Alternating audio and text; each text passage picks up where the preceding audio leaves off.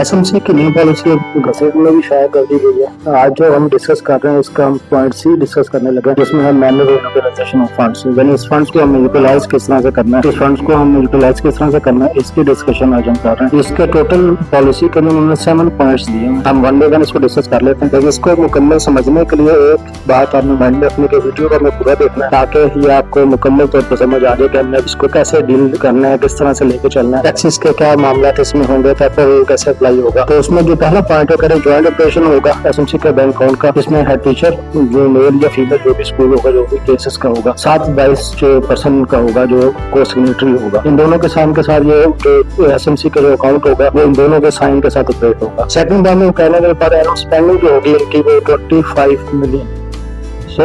2.25 लाख रुपए आप जो है इसको सिविल वर्क के लिए इसको यूटिलाइज कर सकते हैं। लेकिन एसएमसी जो है जो कमेटी मेंबरान होंगे वो इसको अवेलेबल फंड के हिसाब से किसी और पर्पज के लिए यूज कर सकते हैं। लेकिन इसकी जो अपर लिमिट इन्होंने दी है वो दी है 25 लाख 2.5 मिलियन के हिसाब से। थर्ड पॉइंट में एक्सपेंडिचर कह रहे हैं जो अप्रूव होकर एसएमसी कमेटी करेगी और उसको इकोनॉमिकली तौर पर उसको यूटिलाइज करेगी। इकोनॉमिकली का मतलब ये है कि आपने यानी कि उस पार्टी से परचेज करना है या वहां से परचेजेस करनी है जो आपको मिनिमम रेट देगा, जो कम से कम रेट प्रोवाइड करेगा, उसी से ही आपने परचेज करना है, अदरवाइज नहीं करना। पेपरली भी इसी चीज को ही डिफाइन कर रहे थे, इकोनॉमिकली परचेज को फोर्स करते हैं, तो ये भी इकोनॉमिकली परचेज को फोर्स कर रहे हैं। तो आपने जो यूटिलाइजेशन करनी है वो उन पार्टियों से या उन दुकानदारों से परचेज करनी है जो मिनिमम रेट आपको देंगे। फोर्थ पॉइंट पे बहुत इंपॉर्टेंट पॉइंट है, उसमें कभी जो हेड टीचर होंगे जो या जो होगा स्कूल का, जो मेल साइड पे अगर मेल होगा, फीमेल साइड पे फीमेल होगी, जो हेड टीचर होगा वो इसका प्रिंसिपल अकाउंटिंग ऑफिसर होगा। और उसकी जिम्मेदारी में उन्होंने क्या डाला है, उस जिम्मेदारी उसकी ये होगी तमाम रिसीव्स को, जो भी काम उसने 25 लाख का पूरा जो भी काम उन्होंने पूरा साल का करवाया होगा उसके अंदर उन्होंने तमाम रिसीव्स का रिकॉर्ड संभाल के रखना है। अब रिसीव्स में क्या होगा, जितनी भी परचेजेस आप कर रहे हैं, वो आप परचेज कर रहे हैं या आप कोई सर्विस ले रहे हैं, तो जितनी भी मजदूरी वाला काम करके जा रहे हैं उनका तमाम रिकॉर्ड को संभालना है हेड टीचर ने। तो अभी जो दफा उड़ी थी जनाब 25 साल तक हो गया तो बस मामला खत्म, कोई फाइल नहीं बनी, कुछ नहीं बनी, सब कुछ बनना है, रिकॉर्ड की मेंटेनेंस करना। आज हम इसको डिस्कस नहीं कर रहे, ऑडिट के प्रोसीजर भी इसी पॉलिसी में दिया हुआ है, जो डिफरेंट क्राइटेरिया में जाएगा, इंशाल्लाह हम अगले किसी वीडियो में डिस्कस करेंगे। इसमें यह है कि आपने रिकॉर्ड की मेंटेनेंस जो है वो हेड टीचर की जिम्मेदारी है, को सिग्नेटरी की जिम्मेदारी नहीं है। को सिग्नेटरी सिर्फ एक्सपेंडिचर करने की हद तक आपके साथ होगा और जो रिकॉर्ड्स सारा मेंटेन करना होगा वो हेड टीचर ने करना होगा। अब इसके जो फिफ्थ पॉइंट है वो कहते हैं SMC shall be exempted from government financial rules, यानी ये कहना चाह रहे हैं जो एसएमसी का जो अकाउंट है, जो फंड है, जो 25 लाख की हद तक तमाम गवर्नमेंट के रूल्स जो परचेज के रूल में जैसे पेपर है उससे एग्जेम्प्टेड है। अब पेपर रूल थे क्या, आज की डेट में जो पेपर हुए वो ये कहता है कि अगर आप 2 लाख तक की परचेज कर रहे हैं तो इसमें क्या होगा, आपने एक जो मेन पार्ट होगा वो पेटी कैश की कंसिडर होगा 2 लाख तक, यानी 2 लाख तक आपने कोई भी किसी किस्म की किसी से कोटेशन वगैरह या इस तरह के मामला तो नहीं करना। ये पेपर रूल मौजूदा सूरत है। अगर आप 2 लाख से ऊपर जाते हैं और 5 लाख की हद में जाते हैं तो आपको कोटेशन लेनी पड़ती है, यानी इकोनॉमिकली जो उन्होंने थर्ड पॉइंट में डिस्कस किया वो यही चीज है। तो आप कोटेशन लेंगे, कोटेशन के अंदर आपने जो पार्टी है वो कम रेट देगी उससे आप परचेज करेंगे। और इसी तरह अगर 5 लाख से ऊपर की परचेज आप करते हैं कहीं से, तो इधर आपको क्या करना पड़ता है, टेंडर देना पड़ता है जो पेपर के साइड पे, वहां पे भी जो बिडिंग पार्टियां आप ओपन टेंडर देंगे, बिडिंग पार्टी उसमें बिड करेंगी और जो मिनिमम बिड आपको देंगे उस बिड को ओपन करने के बाद आपने उस पार्टी से परचेज करना है। तो पेपर रूल भी इकोनॉमिकल परचेज की तरफ ही जा रहे थे। इन्होंने खैर ये कब कह दिया कि पेपर रूल अप्लाई नहीं होंगे, तो जब पेपर रूल अप्लाई नहीं होंगे तो उसका मतलब ये हुआ कि 25 लाख तक आप जो मर्जिया परचेज जैसे मर्जिया कर लें, ओपन परचेज करेंगे पेटी कैश की तरह, यानी जो लिमिट पेपर में 2 लाख की रखा है इन्होंने 25 लाख की रखी। अब अपने सिविल वर्क करना है, जो भी काम करना है 25 लाख तक आपको जरूरत नहीं है किसी भी किस्म की कोटेशन की, किसी भी किस्म के टेंडर की। तो वो भाई ये पेपर में अप्लाई ना करने का मतलब सिर्फ इतना सा है। अब हम चलते हैं पॉइंट 6 की तरफ, जो बहुत इंपॉर्टेंट पॉइंट है, जिसके ऊपर बहुत ज्यादा डिस्कशन चल रही है। हम 6 से पहले कर लेते हैं पॉइंट 7 को डिस्कस। पॉइंट 7 में कहता है ऑडिट जो होगा वो नॉन गवर्नमेंट फंड है, क्योंकि वो उन्होंने अभी इसमें एक प्ली ये ली है। प्ली ये कहते हैं कि हमारा अब जो 25 लाख की लिमिट हमने स्कूलों को दी है वो गवर्नमेंट फंड अप्लाई नहीं करेगी, तो फिर होगा तालीम का होगा, डोनेशन का होगा। अब इनकी उर्दू तर्जमा करने की जरूरत नहीं है, वो आपको बेहतर पता है क्या तर्जमा बनता है। हम सिर्फ डोनेशन की हद तक रख रहे हैं। डोनेशन के अंदर क्योंकि गवर्नमेंट का फंड अप्लाई नहीं होता, ये डोनेशन है, तो डोनेशन एजी ऑफिस जो है ऑडिटर जनरल का जो ऑफिस है वो उसके डोमेन में नहीं आता, लिहाजा ये ऑडिट से सस्ना होगा, क्योंकि एजी ऑफिस जो है वो ऑडिट उनके डिपार्टमेंट के फंड का करता है जिसको गवर्नमेंट सप्लाई देती है, फंडिंग करती है, क्योंकि गवर्नमेंट की फंडिंग होती है, उसके बाद ऑर्डर करना होता है, उसका रिप्लाई देना होता है आगे। अब क्योंकि गवर्नमेंट की फंडिंग नहीं रही, अभी डोनेशन हो गए, तालीम और उस मामले में चले गए, तो अब भी इनका क्योंकि ये क्राइटेरिया को मीट नहीं कर पा रहे तो लिहाजा अब इनका ऑडिट भी नहीं होगा। ये पॉइंट तो समझ आ गया। अब पॉइंट वापस आने 6 नंबर पे जो इम्पोर्टेंट है, उसमें फिर अगेन उन्होंने कहा कि एग्जाम्पशन होगी फ्रॉम ऑडिट से एग्जम्पशन किस बेस पे होगी, मैंने अभी आपको बता दिया कि अब ये गवर्नमेंट का फंड नहीं है, ये डोनेशंस की तरफ मामला चला गया, तो लिहाजा ये ऑडिट के क्राइटेरिया को मीट नहीं करता, लिहाजा ऑडिट से एक्सेप्शन इसको मिल गई। फिर पेपर रूल्स के बाद वो अवेल कर रहे हैं, एग्जामिशन होगी ऑडिट से पेपर रूल से। पेपर रूल का भी मैंने आपको बता दिया, इकोनॉमिकली परचेज की बात कर रहे हैं, वो उन्होंने ऑटोमेटिकली पॉइंट 3 में डिस्कस कर दिया कि आपने इकोनॉमी में परचेज ही करनी है, लेकिन अब ये कंडीशन नहीं होगी कि आपको कोटेशन लेनी पड़ेगी या टेंडर की तरफ जाना पड़ेगा, वो मामला क्लोज कर दिया। फिर अगले जो पॉइंट आगे दोनों का जीएसटी से भी आपको एग्जम्पशन है, इनकम टैक्स से भी एग्जम्पशन है और पीएसटी से भी एग्जम्पशन। अब किस चीज के लिए एग्जम्पशन है? किसी भी किस्म की परचेज की, परफॉर्मेंस ऑफ गुड्स की, सर्विसेज की या सिविल वर्क की, लेकिन फंडिंग क्या होगी अप टू 25 लाख, यानी कि 25 लाख तक की छूट है। अगर आप 25 लाख से ऊपर जाएंगे तो फिर सब कुछ अप्लाई होगा इस पॉइंट के मुताबिक, पॉइंट 6 के मुताबिक। अब इसकी अजम्पशन के मुताबिक मैंने आपको ऑडिट और पेपरा का तो बता दिया। अब देखेंगे कि अजम्पशन जीएसटी से कैसे होगी, इनकम टैक्स से कैसे होगी और पीएसटी से कैसे होगी। तो उसके लिए पहले आपको ये समझना चाहिए कि इस पॉलिसी से पहले वो अजम्पशन क्यों नहीं थी और वो किस बेस पे हमारे ऊपर जिम्मेदारी बनते थे कि हमें इनकम टैक्स भी देना है, पीएसटी भी देना है, जीएसटी भी देना है। वो क्या रूल से पहले उन रूल को हम डिस्कस कर लें तो इस पॉइंट को समझना इंतहाई आसान हो जाए। कैसे एग्जम्पशन इसके अंदर आएगी हम पहले डिस्कस कर लेते हैं इनकम टैक्स के उस रूल्स को, कि जहाँ पे ये लिखा हुआ है कि आपने ये गवर्नमेंट अगर इंस्टीट्यूशन है तो किस बेस पे वो इनकम टैक्स पे करता है। तो अब अगर इनकम टैक्स की हम बात करें तो इनकम टैक्स सेक्शन 153 में 1A की बात करें तो उसमें गुड्स अगर आप कोई परचेज अगर आप कर रहे हैं तो उस पर डिपार्टमेंट की क्या जिम्मेदारी थी, और अगर हम बी की बात करें तो वो करता है सर्विसेज को देता है, सर्विसेज को पे क्या जिम्मेदारी थी। अब हम ए की बात करें तो यहाँ वाज़ेह तौर पर लिखा होगा अगर कोई डिपार्टमेंट यानी गवर्नमेंट इंस्टीट्यूशन है जो सूबाई का या वफाक का, तो गवर्नमेंट इंस्टीट्यूशन अगर कोई परचेज करता है तो परचेज करने पे वो क्या करेगा 5.5% इन केस ऑफ फाइलर और 11% in case of non filer. ये टैक्स उसने विदहेल्ड करना है उसको पेमेंट करने के टाइम। जब यानी कि फर्ज कर उसने 1 लाख की परचेज की है तो 1 लाख का जब उसको पे करेगा तो जो 1 लाख उसने पूरा पे नहीं करना, उसमें से 5.5% फाइलर के केस में काट लेना और बकाया अमाउंट पे कर देनी है, यानी 5,500 वो काट लेगा और बकाया अमाउंट पे कर देगा। ये जिम्मेदारी थी आपकी गवर्नमेंट इंस्टीट्यूशन होने की बेस पे। अब आपने क्या करना होता था कि 5.5% आप टैक्स काट लेते थे और बकाया अमाउंट उसको पे करके तो 5.5 का आपने क्या करना होता है गवर्नमेंट को सरकारी डिपार्टमेंट यानी गवर्नमेंट ट्रेजरी के उसको पे करना था और उसका सीपीआर संभाल के रखना होता था। ये जिम्मेदारी थी आपकी गुड्स के केस में। सर्विसेज की केस की बात कर लें 153 1B की, तो उसमें क्या होता था आप 11% केस ऑफ फाइलर और 22% केस ऑफ नॉन फाइलर। अब सर्विस प्रोवाइडर में क्या होते थे आपके तमाम मजदूर, लेबर प्रोवाइडिंग एजेंसीज, आपके पार्ट टाइम टीचर्स, आपके वो जो है आपके इसके अलावा जो आपने आया रखी होती है या केयर गिवर है, उनकी जो सैलरी आती है तो सारे सर्विस प्रोवाइडर है। तो सर्विस प्रोवाइडर के मामले आते तो आप उनका टैक्स विथहेल्ड कर लेते थे। अब टैक्स विथहेल्ड करके आपने 11% काटा या 22% काटा, जो भी केस होगा उस केस में आपने वो टैक्स अपने पास नहीं रखना होता है, तो एक सीपीआर पीएसआईडी बना के सरकार को जमा कराना होता है और उसका सीपीआर संभाल के रखना होता है। ये केस आपका हो गया इनकम टैक्स। इनकम टैक्स में आपकी 2 जिम्मेदारियां थी, एक 5.5 की इन केस ऑफ गुड्स और एक 11% इन केस ऑफ सर्विसेज।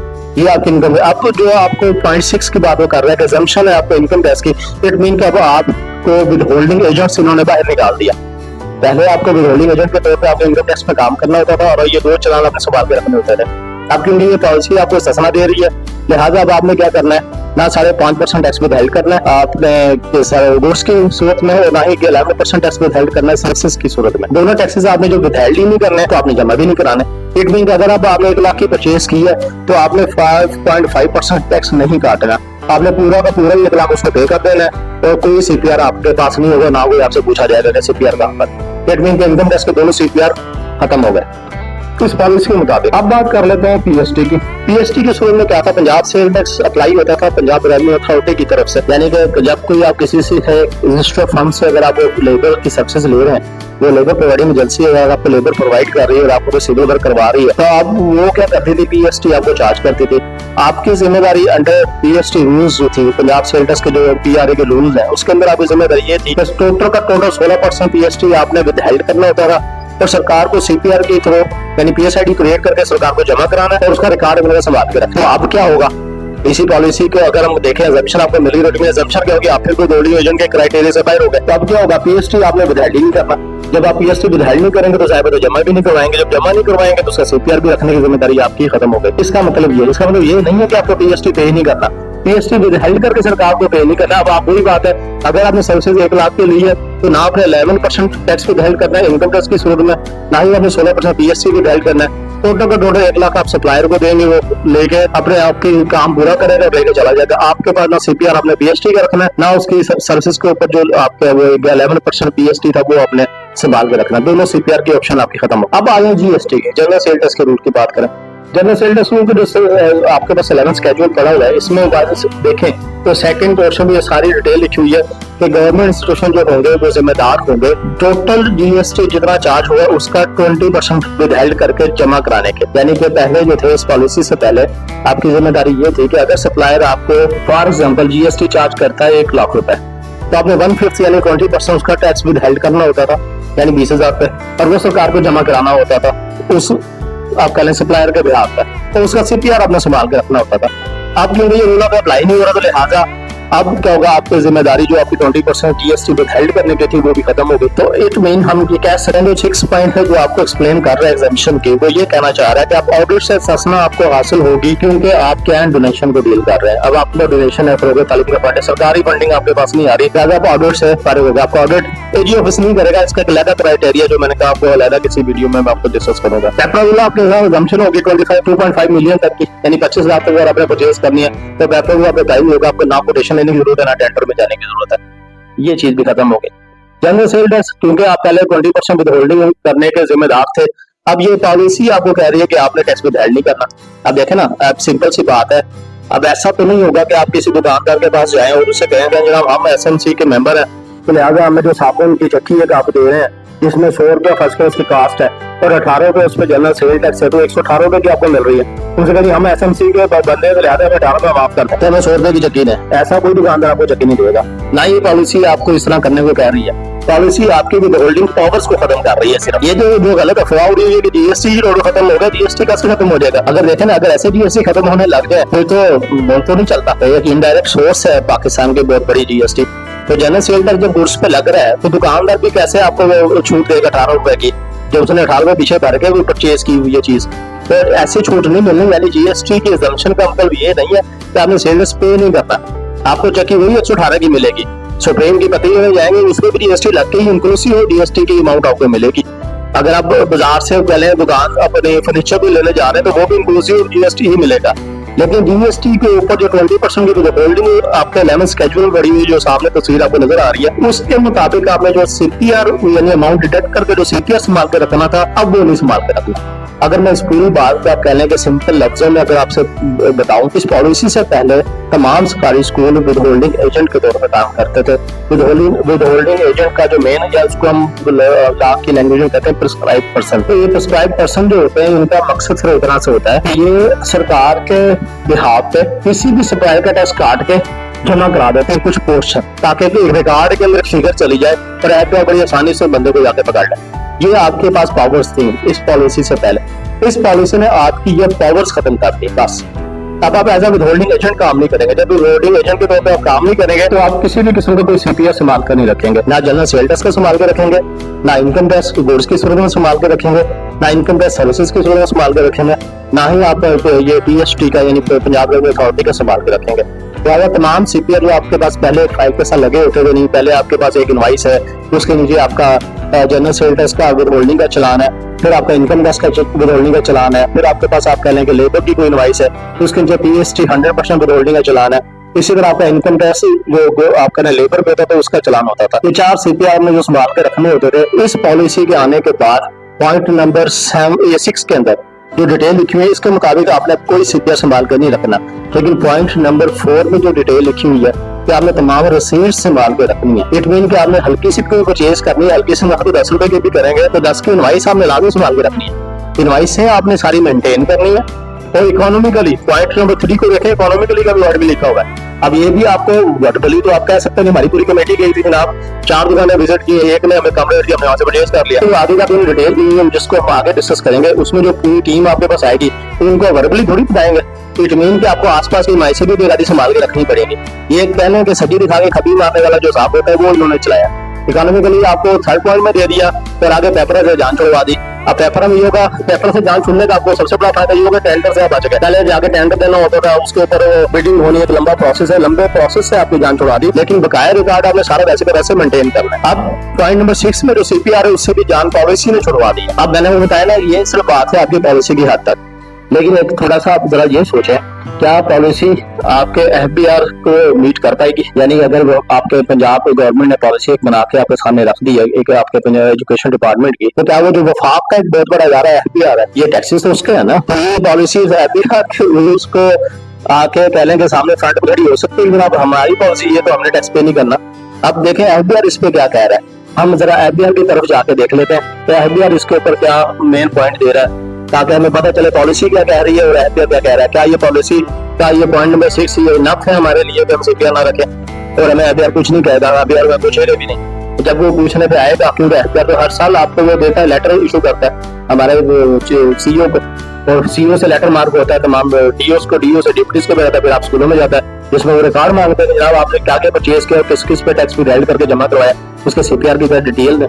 क्या एफबीआर अब आपको ये लेटर नहीं इशू करेगा?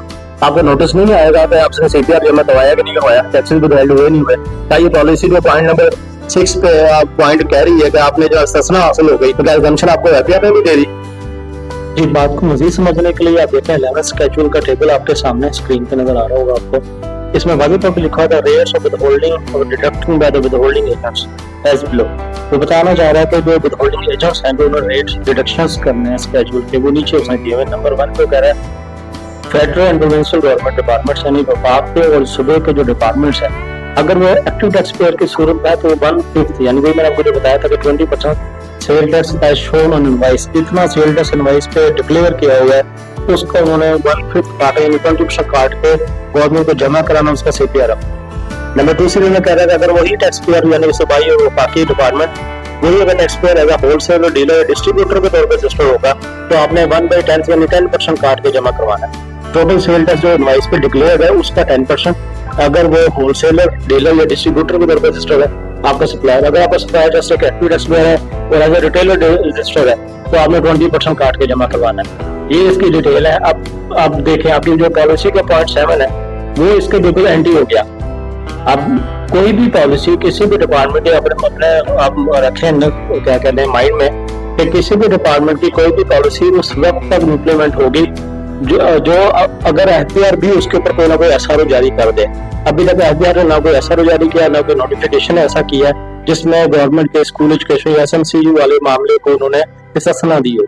तो इट मीन के आप यहाँ पे टैक्सेस एज पर एफबीआर काटने के अभी भी पाबंद है। जब तक एफबीआर कोई एसआरओ जारी नहीं करेगा उस वक्त तक ये पॉलिसी इम्प्लीमेंट नहीं होगी। इसका पॉइंट 7 जो मेन बात में करने वाली है। अब पॉइंट 7 की अगर बात करें, अगर आप ऐसा करें मुझे आप कहेंगे नहीं जी हमारी तो पॉलिसी में इजाजत नहीं दे रही, भाई हम तो टैक्स बेदारी नहीं करेंगे ना सीपीआर संभाल के रखेंगे, तो साल के एंड पे एफबीआर आपको नोटिस देगा तो आप ये पॉलिसी दिखाएंगे तो ये हमारी पॉलिसी ने दिया तो एफबीआर को छोड़ देगा कि ठीक है आपकी पॉलिसी बन गई है तो हम आपको छोड़ देते हैं, कोई मसला नहीं, आप सीपीआर जमा। ऐसा नहीं होता। अगर ऐसा होने लग जाए तो फिर तो हर डिपार्टमेंट अपनी पॉलिसी बना के बैठ जाएगा पाकिस्तान के अंदर। पाकिस्तान में कितने डिपार्टमेंट्स हैं जो विदहोल्डिंग एजेंट के तौर पे काम कर रहे हैं, कितनी कंपनीज काम कर रही हैं, कितने आप कह लेंगे एनपीओस हैं, नॉन प्रॉफिट ऑर्गेनाइजेशंस हैं जो डोनेशन लेके चलती हैं। अगर आपको डोनेशन की बेस पे ससना मिली है ना ऑडिट के अंदर से, एजीएफ आपको ऑडिट किस वजह से नहीं कर रहा है कि आपका फंडिंग क्या हो गया डोनेशन पे चला गया, लेकिन आपका जो एफबीआर वो डोनेशन वाली कंपनी को भी कहते हैं आप टैक्स काट के जमा करवाएं तो उनको भी नहीं छोड़ता। तो एफबीआर जब तक आपको एसआरओ जारी नहीं करेगा, हो सकता है आने वाले दिनों में कोई एसआरओ आ जाए। आज तक की डेट में कोई एसआरओ अभी तक नहीं आया तो आपकी पॉलिसी बस आपकी हद तक तो वैलिड है, लेकिन एफबीआर के सामने ये नहीं टिकेगी क्योंकि एफबीआर ने अपने रूल्स को देखना है, उन्होंने आपकी पॉलिसी को नहीं देखना। यूं अगर ऐसे चलने लगे तो फिर तो आपको मैंने बताया हर डिपार्टमेंट अपनी पॉलिसी बना के बैठ जाएगा, टैक्स कोई भी नहीं देगा फिर कैसे ये मामला चलेंगे पाकिस्तान के? ये तो नामुमकिन बात है। हाँ पॉसिबल है कि आपकी ये पंजाब गवर्नमेंट कम्युनिकेट करे वफाक के साथ, वफाक अपने एफबीआर के चेयरमैन से बात करे, चेयरमैन हो सकता है इसके ऊपर एसआरओ जारी कर दे या नोटिफिकेशन दे दे। एसएमसी के जो मामला होंगे वो विदहोल्डिंग एजेंट की हद तक खत्म कर दिए जाएंगे। यानी यहाँ पे ये लिखा हुआ है कि वो प्रोविंशियल डिपार्टमेंट के जो लोग हैं यानी सूबाई जो डिपार्टमेंट हो सकते हैं एग्जम्पशन में आ जाए, एग्जम्प्टेड होगा एजुकेशन डिपार्टमेंट। अगर ऐसा कोई रूल आ जाता है या ऐसा वो आ जाता है फिर तो आप विदहोल्डिंग एजेंट की हद तक एग्जम्प्ट हो जाएंगे। लेकिन जीएसटी फिर भी हमें पे करना होगा। ये आप माइंड में रखें, दो डिफरेंट चीजें। आप पहले काम कर रहे थे as a withholding agent. Withholding agent की जिम्मेदारी यही होता है कि कुछ ना कुछ टैक्स एक पोर्शन टैक्स का काट के सरकार के बिहाफ पे वो जमा करवाते हैं, ये उनकी जिम्मेदारी होती है। आप उस जिम्मेदारी से आप उस वक्त आपकी जान छूटेगी जब एफबीआर आपको जिम्मेदारी से निकाल देगा। एफबीआर आपको विदहोल्डिंग एजेंट की पावर खत्म करेगा तो आपको इस्तिस्ना हासिल हो जाएगी। लेकिन जीएसटी की पेमेंट तो होनी है, वो तो आपने पे करनी करनी है। जीएसटी की अगर आप जाएंगे किसी पहले उसमें लेबर प्रोवाइडिंग एजेंसी की तरफ तो था बीपीएससी की पेमेंट होगी, 2 टैक्स तो पे होने होने। हाँ, आपकी छूट किससे हो सकती है अगर विदहोल्डिंग एजेंट की कंडीशन आपके से खत्म हो जाए एज पर पॉलिसी, एहतियात उसको खत्म करके कोई एसआरओ जारी करके या नोटिफिकेशन जारी करके, फिर आप withholding agent as a GST आपको एजम्पशन मिल जाएगी, withholding agent as a PST आपको एजम्पशन मिल जाएगी, withholding agent as a income tax आपको एजम्पशन मिल जाएगी। अब ये सारे के सारे जो टैक्सेस थे जो सीपीआई आपने रखने होते थे 4, वो चारों के चारों आप फिर नहीं रखेंगे, वो उस वक्त नहीं रखेंगे जब एफआईआर इसको एसआरओ जारी करेगा इस पॉइंट के ऊपर। देखिए अभी तक एफआईआर बिल्कुल खामोश है, ना कोई एसआरओ अभी तक आया है, ना कोई नोटिफिकेशन आज तक की डेट में आया है। तो अभी आपकी पॉलिसी आपकी हद तक वैलिड है, एफआईआर की हद तक ये वैलिड नहीं है। तो यही एक मेन पॉइंट है बताया। हाँ, इसमें सख्त से 4 रास्ते भी हैं। तो ये सारी बातें अगर ये आपको ये वीडियो अच्छी लगी या कोई इसमें मजीद आपको कोई सवाल वगैरह पूछना हो, कोई क्वेश्चन आपके माइंड में चल रहा हो तो कमेंट्स में आप जरूर दीजिएगा। मैं कोशिश करूंगा कमेंट्स में उसका रिप्लाई दे दूं। अगर कमेंट्स में रिप्लाई पॉसिबल ना हो सके यानी इतने ज्यादा क्वेश्चन हो गए तो उसके ऊपर फिर मैं एक और वीडियो बना के 4 रास्ते भी आपको बता दूंगा क्या हम इसमें हम कर सकते हैं, किस तरह हम दोनों पॉइंट को लेकर चल सके, क्योंकि पॉलिसी में इम्प्लीमेंट हो चुकी है, गजट में ये इशू हो चुकी है, पब्लिश कर दी है इन्होंने। तो बस ये एक मेन पॉइंट था, बाकी आप देखें कि इसको कैसे लेके चलना है। Thank you so much.